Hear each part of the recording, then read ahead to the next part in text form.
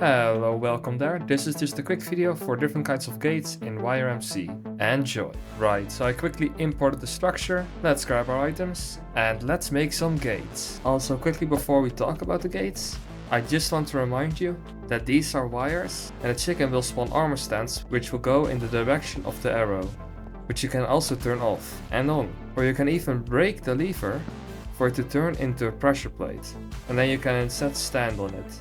Or break it again and it turns into a lever. Gate number 1. The NOT gate. The NOT gate is the simplest gate. Simply add a shulker and a wolf.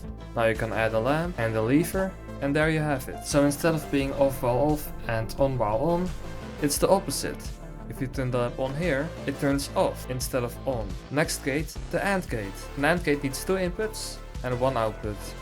The simplest way to make it is by using 3 NOT gates, like this. If none or only one of the levers are on, the lamp stays off. But if both levers are powered, the AND gate will now turn green. We can even make a way bigger AND gate by combining more NOT gates. Now only if all levers are on, the lamp will turn on. But if one of the levers are off, the lamp will also turn off. Next up is the NAND gate. The NAND gate is simply an AND gate with a NOT gate. So only if both inputs are on, the NAND gate will turn off. In any other situation, the NAND gate will be on. The next gate is the NOR gate. The NOR gate turns 0 if both inputs are 1. So you simply make it like this. The next gate is the XOR gate. The XOR gate is a little more complex, but if you build it like this, there should be no problem. It only activates when one of the inputs is activated. And lastly we have the XNOR gate, which only turns on when both inputs are the same, which is essentially the opposite of the XOR gate. Since the XNOR gate is basically the same as the XOR gate, but then they both have to be the same, it's actually the same design, but one of the NOT gates I just removed, so it would look like this. There are 2 more very useful things. First is the D-latch, which can store a signal.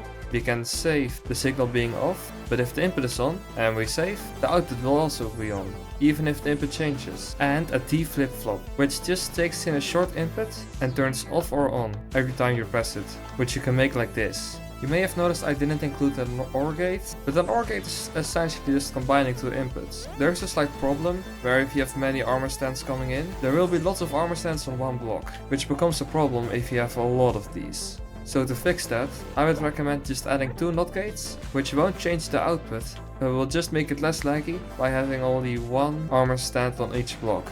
So if you haven't yet, you can click on the video on the left to see how to download WireMc and try yourself. And if I at some point make a bigger computer or something like that, then it's the video on the right.